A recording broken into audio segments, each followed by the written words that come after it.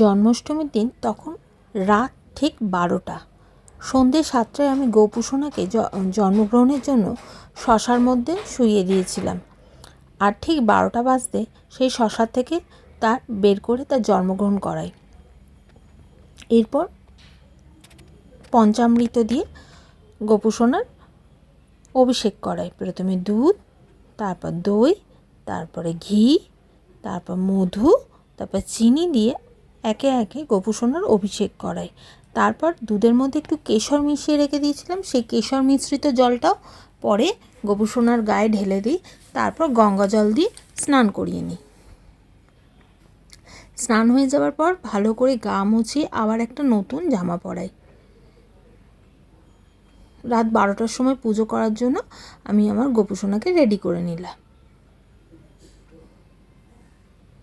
দেখো কি মিষ্টি লাগছে, ছোট্ট পুচকু একটা ড্রেস পরিয়েছি, একটু গয়না পরিয়ে দিলাম।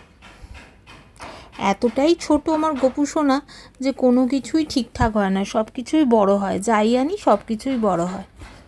একটু ফুলের মালা দিয়ে সাজিয়ে তারপর চারিদিকে একটু আতর আর গোলাপ জল ছড়িয়ে দিলাম, কারণ সুগন্ধি গোপালের খুব প্রিয়।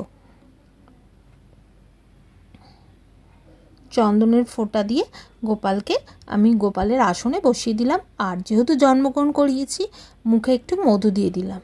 তারপর আমি একে একে পুজো শুরু করলাম, আরতি শুরু করলাম।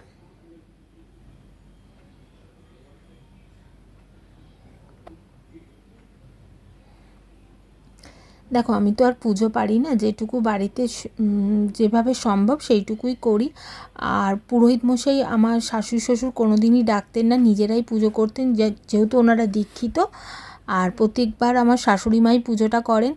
গতবারও উনিই করেছিলেন। খুব খারাপ লাগছিল ওনার জন্য, এই বছর উনি আর নেই আমাদের মাঝখানে, তাই প্রচণ্ড খারাপ লাগছিল। ওনার জায়গাটা আমাকে পুজো করতে হয়েছিল। আমি প্রত্যেকবার আয়োজন করে সরে যাই, মাই পুজো করতো।